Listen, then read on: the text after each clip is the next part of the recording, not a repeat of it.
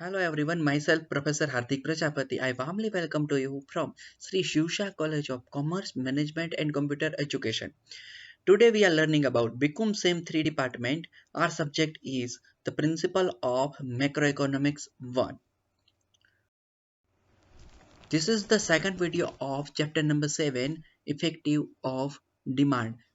In the previous video we have studied about the Keynes theory and what is the effective demand, definition of and meaning of effective demand we are already studied. Okay, let's start a new topic in this video. In this video we are starting with the new topic is that aggregate demand price and more determining for employment. હવે aggregate demand છે તે કઈ રીતે એમ્પ્લોયમેન્ટને affect કરે છે તેની હવે આપણે અહીંયા વાત કરવાની છે અને કેલ્ક્યુલેશન કેમ થતું હોય છે. ફ્રોમ ધ એબોવ ડિસ્કશન આપણે જે આગળ ભણી ગયા મતલબ જે આગળના વિડીયોમાં ભણ્યા તે મુજબ we have seen that aggregate demand price and aggregate supply price determine the effective demand and the effective demand determines the extent of employment. એટલે કે આપણે ડિમાન્ડ પ્રાઇસ અને એગ્રીગેટ ડિમાન્ડ પ્રાઇસ ભણી ગયા એ મુજબ તો આપણે ચર્ચા કરી હતી કે જેમ બજારની અંદર ડિમાન્ડ વધશે તેમ એગ્રીગેટ ડિમાન્ડ પ્રાઇસ છે એ પણ વધશે અને એગ્રીગેટ સપ્લાય પ્રાઇસ છે એ પણ વધે તો એમ્પ્લોયમેન્ટ છે એનો રેશિયો પણ વધતો હતો. But Keynes economy is that of short of term economy but કેન્સની થિયરી છે ને શોર્ટ ટર્મ ઇકોનોમી માટે આપવામાં આવી છે. In short term economy aggregate supply price remain stable but હવે જો તો એગ્રીગેટ સપ્લાય પ્રાઇસ છે ને શોર્ટ ટર્મ માટે કેવી હોય છે ફિક્સ હોય છે એટલે કે સ્ટેબલ હોય છે. In short term the production cost does not change પણ શોર્ટ ટર્મ માટે પ્રોડક્શન કોસ્ટ છે ને એ ચેન્જ થતી નથી. In short term technology production method ETC એ પણ ચેન્જ થતી નથી. Remain stable and hence the production cost also remain stable. અહીંથી પ્રોડક્શન કોસ્ટ છે એ પણ શું રહે છે સ્ટેબલ રહે છે. Moreover in Keynes economy the remedies to bring out economy from the recession are discussed.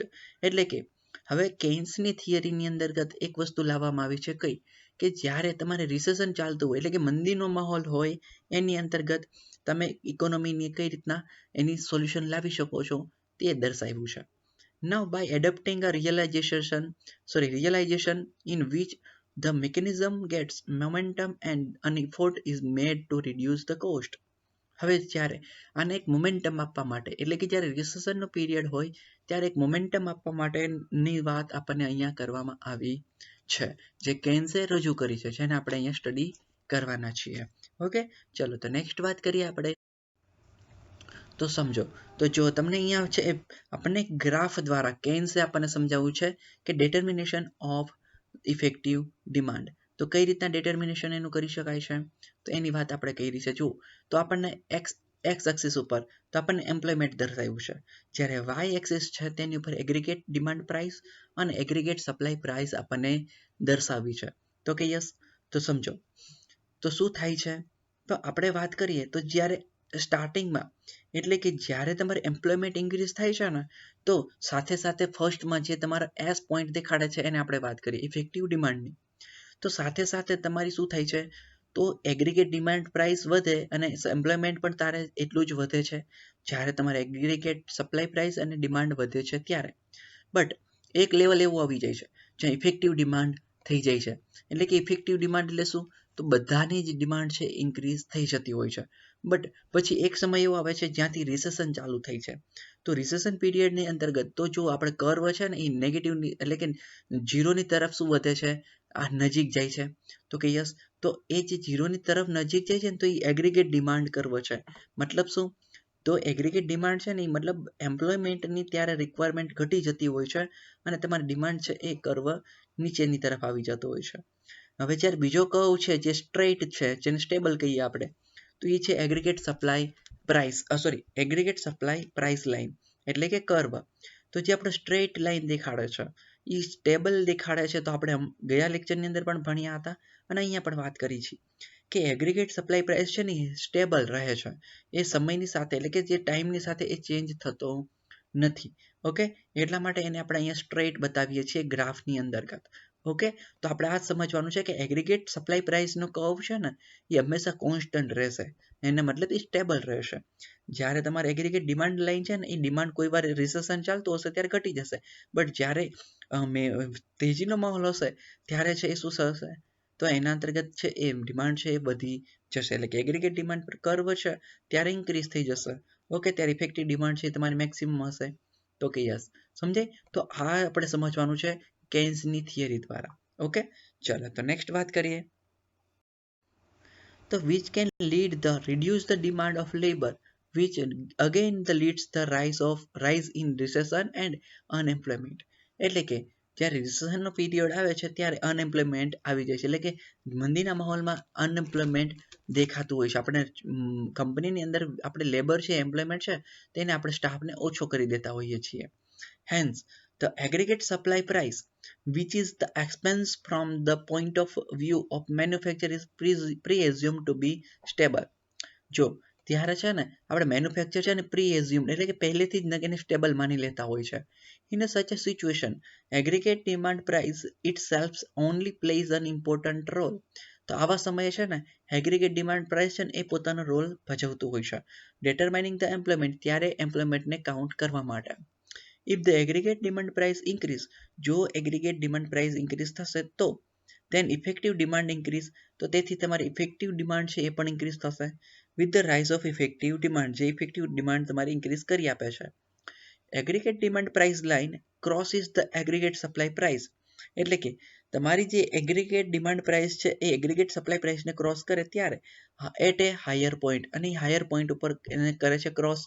Hence the effective demand increasing and the resulting there is the rise in the extent of employment. એટલે કે effective demand increase થશે તો તમારું employment છે maximum increase થશે. જે આપણે S પોઈન્ટની વાત કરીને ગ્રાફની અંદર, એ જ ગ્રાફ આપણો અહીંયા બતાવે છે. We can understand this fact from the following figure. તો આપણે જે આગળ મેં ફિગર છે તમને પહેલા જ જણાવી દીધી, પછી આ પોઈન્ટ આવે છે એટલા માટે તો આપણે ગ્રાફ છે આગળ જ સ્ટડી કરી ગયા. ઓકે, ચલો તો હવે એ ફિગરની વાત કરીએ તો aggregate supply price line drawn at 45 angle with the OX axis. તો આપણે જે વાત કરી ને 45 એક્સિસ ઉપર એને ડ્રો કરવામાં છે એંગલથી, because there is the equal relation between the production cost and employment. એટલે કે એગ્રીગેટ સપ્લાય લાઇન છે ને જે સ્ટ્રેટમાં જતી હતી, તમે જોયું હોય તો હમણાં જે આપણે આગળ ચર્ચા કરી એની અંતર્ગત, તો આ જે સ્ટ્રેટ જાય છે એ સ્ટેબલ શું કામ બતાવે છે, કારણ કે તે એમ્પ્લોયમેન્ટ અને પ્રોડક્શન કોસ્ટ બંને ઉપર ડિપેન્ડેડ હશે, બંને સાથે ઇક્વલી રિલેશન છે એટલા માટે. Here first aggregate demand price line crosses the aggregate supply price line at a point S. તો એ એસ પોઈન્ટ ઉપર એને શું કરે છે, તો એગ્રીગેટ ડિમાન્ડ પ્રાઇસને ક્રોસ કરે છે. So effective demand is determined at S point and from it OE employment is determined. તો આપણે જે અંદર આકૃતિમાં આપ્યું છે એ જ આપણને એક્સપ્લેનેશન આપ્યું છે.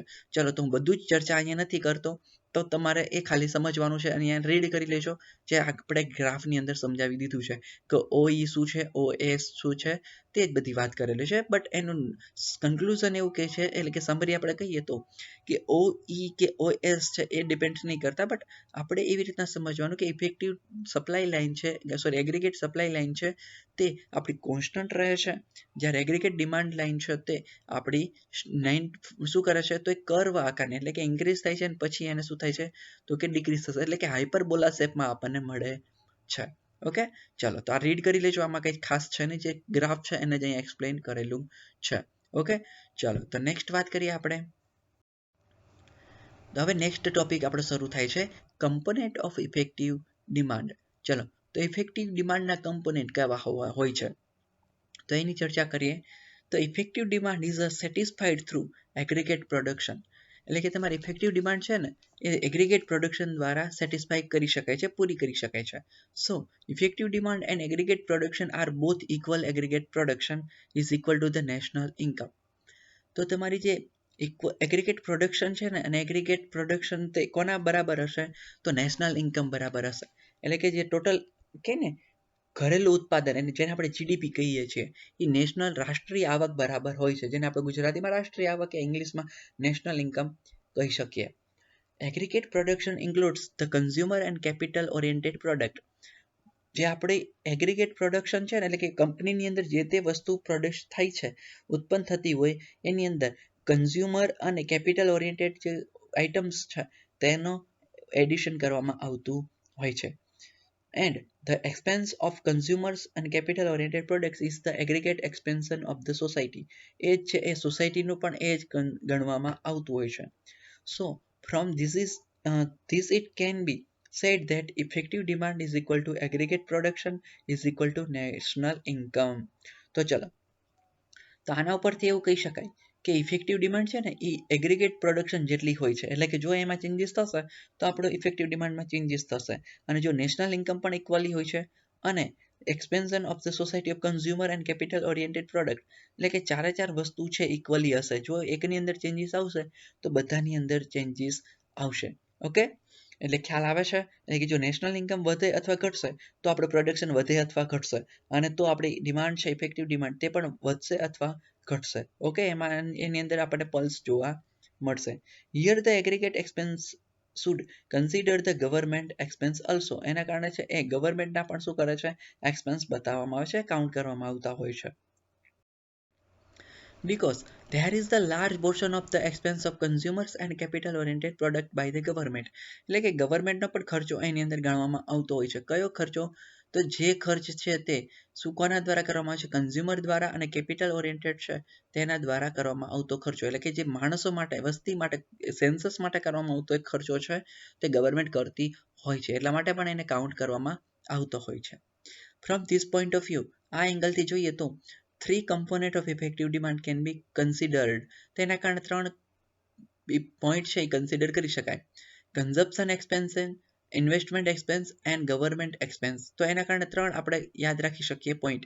કન્ઝપ્શન એક્સપેન્સ એટલે કે જે આપણે શું કરીએ છીએ, કન્ઝ્યુમ કરીએ છીએ એ બધા એક ખર્ચા. ઇન્વેસ્ટમેન્ટ એક્સપેન્સીસ જેની આપણે ઇન્વેસ્ટમેન્ટ પાછળ વાપરીએ છીએ તે, અને ગવર્મેન્ટ એક્સપેન્સ જે ગવર્મેન્ટ વાપરે છે તે.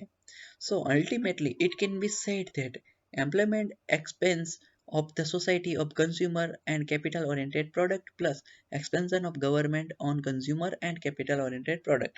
એટલે કે આપણા ઉપરથી એવું કહી શકાય કે જે માણસો છે એ કેપિટલ અને પ્રોડક્ટ પાછળ વાપરે છે તે, અને ગવર્મેન્ટ કેપિટલ અને પ્રોડક્ટ પાછળ વાપરે છે તે ખર્ચાઓ. સમજાય? ચલો, so you in the capitalistic country, તો આપણે જે કેપિટલિસ્ટિક કન્ટ્રી છે, where the recession and unemployment are created due to the lack of effective demand. જો ઇફેક્ટિવ ડિમાન્ડ ઘટે તો આપણે રિસેશન આવી જતું હોય છે, એટલે કે આપણે આવી ઇકોનોમીની અંદર જીવીએ છીએ, એટલે કે ઇન્ડિયાની ઇકોનોમી એવી છે. By increasing the expense of the society, જો સોસાયટીનું એક્સપેન્શન વધશે તો government on consumer capitalistic oriented product and through it effect demand should be increased. તો ગવર્મેન્ટ છે એની જે કેપિટલ ઓરિએન્ટેડ પ્રોડક્ટની પાછળનો ખર્ચો છે એ વધશે તો ઇફેક્ટિવ ડિમાન્ડ છે એ વધશે. In this manner, the level of the economic activity can be raised in the capitalistic economy is equal to effective demand. તો તેના કારણે capitalistic economy is equal to effective demand કહી શકાય. ઓકે, ચલો હવે next વાત કરીએ આપણે તો theory of demand presented by Keynes. આ મોસ્ટ આઈએમપી ટોપિક છે આ ચેપ્ટરનો બીજો. ઓકે, મોસ્ટ આઈએમપી દર વખતે એક્ઝામમાં પૂછાય છે આ ક્વેશ્ચન, એટલા માટે આપણે એને પ્રોપરલી સારી રીતના એને યાદ રાખવાનો છે. બીજા તો કરવાના જ છે બધા ટોપિક, બટ આની ઉપર વધારે ફોકસ કરશું આપણે. ઓકે, ચલો તો સ્ટાર્ટ કરીએ. ધ થિયરીની સ્ટડી કરીએ. Theory of demand presented by Keynes. Effective demand is such a factor which plays the determining role in the economy. ઇકોનોમીની અંદર છે ને determining role ભજવે છે. The levels of production and employment, તે તમારા પ્રોડક્શન એન્ડ એમ્પ્લોયમેન્ટના લેવલ બતાવે છે. So when there is the insufficient extent of effective demand, તો જો એની અંદર insufficient extent જોવા મળે બદલાવ, તો then unemployment is created, તો unemployment create થઈ જતું હોય છે. Thus તેથી when the production and employment are required to be increase, તો અત્યારે આપણે પ્રોડક્શન અને એમ્પ્લોયમેન્ટ છે એ વધારવું જરૂરી છે. then there should be increased in effective demand, and if effective demand is to be increased, તો ત્યારે આપણે effective demand છે એને ઇન્ક્રીઝ કરવું પડતું હોય છે. there should be increasing in investment, તો તેના કારણે ઇન્વેસ્ટમેન્ટ પણ વધારવામાં આવે છે. for understanding how the effective demand is determined, તો આપણે એ પણ ચાલો સમજીએ કે કઈ રીતના ઇફેક્ટિવ ડિમાન્ડ કેલ્ક્યુલેશન થાય છે. First of all let us make a clear the meaning of aggregate demand line. ચલો તો સૌથી પહેલા આપણે એગ્રીગેટ ડિમાન્ડ લાઇન શું છે એને કેન્સ થિયરી દ્વારા સમજીએ.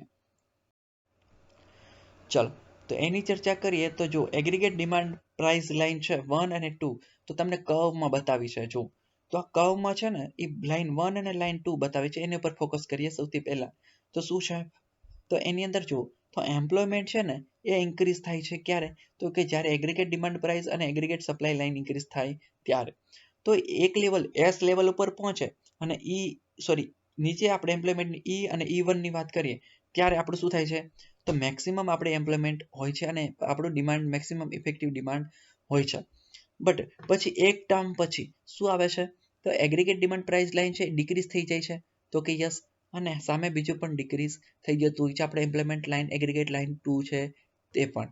ઓકે, જ્યારે આપણે બીજી વાત કરીએ તો એગ્રીગેટ સપ્લાય પ્રાઇસ લાઇન, તો એ છે ને કોન્સ્ટન્ટ રહે છે અને એક એંગલ ઉપર હોય છે. કયા એંગલ ઉપર, તો 45 ડિગ્રી એંગલ ઉપર, એટલે કે એટલા એંગલથી શું કરે છે, ચાલ્યા કરે છે. ઓકે, તો કે યસ, અને એ એંગલ ઉપરથી જ કોન્સ્ટન્ટ રહે છે, સ્ટેબલ રહે છે, કારણ કે એની અંદર કોઈ બદલાવ જોવા મળતો નથી હોતો. ઓકે, ચલો તો નેક્સ્ટ વાત કરીએ. હવે આ તમને મેં ગ્રાફ પહેલા સમજાવી દીધો, બટ હવે એને આપણે ડીપલી હવે એને થિયરી બેઝડ એની ચર્ચા કરીએ. ચલો એગ્રીગેટ સપ્લાય લાઇન એની અંદર વાત કરીએ તો એગ્રીગેટ ડિમાન્ડ લાઇન, તો the list of the aggregate demand price obtained in the different levels of employment it can be prepared which can be called aggregate demand price. તો જો હું આ બધું જ એક્સપ્લેનેશન નથી કરતો, હવે તમને જે મેં ચર્ચા આગળ કરી એ જ મુજબ સેમ ચર્ચા અહીંયા આપણને કેન્સે કરેલી છે. ઓકે, એટલે કે શોર્ટ ટર્મની અંદર પ્રોડક્શન વધશે તો તમારું શું થશે, એમ્પ્લોયમેન્ટ વધશે, અને એમ્પ્લોયમેન્ટ વધશે તો તમારી ઇફેક્ટિવ ડિમાન્ડ છે ઇન્ક્રીઝ થશે, અને ઇફેક્ટિવ ડિમાન્ડ ઇન્ક્રીઝ થાય તો તમારી એગ્રીગેટ ડિમાન્ડ લાઇન છે એ પણ ઇન્ક્રીઝ થશે. ઓકે, તો આ ઇક્વેશન છે ને યાદ રાખી લેવા, એટલે કે તમારે થિયરી વાંચવાની જરૂર ના પડે. ઓકે, લખવું હોય તો લખી શકો છો. હું ફરીવાર બોલું છું કે પ્રોડક્શન વધશે તો તમારું એમ્પ્લોયમેન્ટ વધશે, એમ્પ્લોયમેન્ટ વધશે તો તમારી ઇફેક્ટિવ ડિમાન્ડ છે એ વધશે, અને ઇફેક્ટિવ ડિમાન્ડ વધશે તો એગ્રીગેટ ડિમાન્ડ લાઇન છે એ પણ ઇન્ક્રીઝ થશે. ઓકે, આ તમને સમઅપ કહી દઉં છું શોર્ટ ફોર્મની અંતર્ગત. ઓકે, તો આને નોટ ડાઉન કરી લેજો, બાકી થિયરી તો સેમ છે, જે તમારે રીડ કરી લેવાની છે, બહુ ખાસ કાંઈ એમાં છે નહીં. ઓકે, ચલો તો નેક્સ્ટ વાત કરીએ. ન્યૂ ટોપિક હવે આપણે વાત કરીએ છીએ equilibrium less than the perfect employment. હવે એની માટે આપણે કરવાનું છે ઇક્વિલિબ્રિયમ, તો આપણે કેલ્ક્યુલેશન કરવાનું છે. Keynes believe that it is not so that this equilibrium is such a reached at the perfect employment. તો આ ઇક્વિલિબ્રિયમ છે ને પરફેક્ટ એમ્પ્લોયમેન્ટ બતાવે છે એને લાગતું નથી.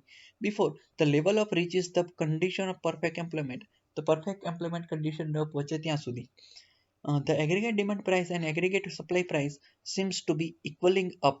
Thus, even in the condition of employment, there can be certain extent of unemployment in the country just before the condition of perfect employment comes into the existence. એટલે perfect employment આવવું હવે જરૂરી છે. The equilibrium of important comes into the existence. હવે એ આવી ગયું છે. And explaining the reason of the Keynes says that income and perfect employment are equal. તો કેન્સે એવું કીધું છે કે ઇન્કમ અને પરફેક્ટ એમ્પ્લોયમેન્ટ છે ઇક્વલ હોય છે. Now income is divided into 2 parts. હવે તમારી ઇન્કમ છે ને એને બે પાર્ટ્સની અંદર ડિવાઇડ કરવામાં આવે છે. The major portion of income goes to the consumption of expense, એટલે કે જે તમારી આવક છે તે મોસ્ટ ઓફ તમારી કોઈ જરૂરિયાત પૂરી કરવામાં ચાલી જતી હોય છે. If the complete remaining portion of income is spent on investment, જે ઇન્વેસ્ટમેન્ટ પાછળ ખર્ચ કરવામાં આવતો હોય છે, then the production would be at the perfect employment level. તો શું થાય છે, એના કારણે પ્રોડક્શન છે તે શું કરવામાં આવે છે, લેવલ છે પ્રોડક્શન એનું પણ લેવલ હોય છે. But in the reality after the consumption of expense, but તમારી જરૂરિયાત સંતોષ્યા પછી only certain portion of the remaining income and demand in the investment, તેના કારણે ઓનલી તમારું જે શું છે તો રિમેનિંગ ઇન્કમ છે એ ડિમાન્ડ એન્ડ ઇન્વેસ્ટમેન્ટ માટેની થોડી ઘણી તમારી બચત થાય છે ત્યાં તમે ઇન્વેસ્ટમેન્ટ કરી દો છો. હેન્સ તેથી the demand for investment is not to able to remove the gap between the income and consumption. તો તમારું જે ઇન્વેસ્ટમેન્ટ છે તે તમારું ઇન્કમ અને કન્ઝપ્શન વચ્ચેનો ગેપ છે એ દૂર કરી શકશે નહીં. કન્સિક્વન્ટલી તેથી before the perfect employment is established, aggregate demand price and aggregate supply price become equal. તો જ્યારે તમારે પરફેક્ટ એમ્પ્લોયમેન્ટ લાઇન જોતી હોય ત્યારે એગ્રીગેટ સપ્લાય લાઇન અને એગ્રીગેટ ડિમાન્ડ લાઇન છે ઇક્વલ હોવી જોઈએ.